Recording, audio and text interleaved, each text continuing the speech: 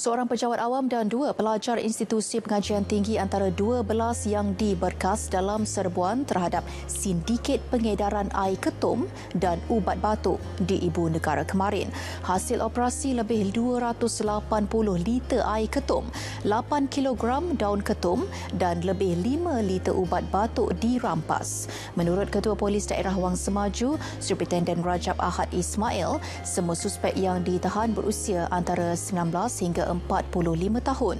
Ujian saringan air kencing terhadap kesemua suspek didapati negatif dadah.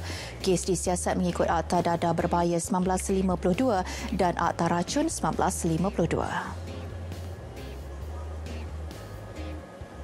Kita dah ada risikan siapa yang menjual ubat batuk secara pukal ni sebanyak ni, dan kita akan laksanakan tindakan-tindakan di bawah langkah-langkah pencegahan khas. Sebab ini rasanya kalau kita hanya bergantung dengan akta racun, kegiatan ini tidak akan berakhir. Dia tidak terserik sebab permintaan terhadap air ketum ini tinggi.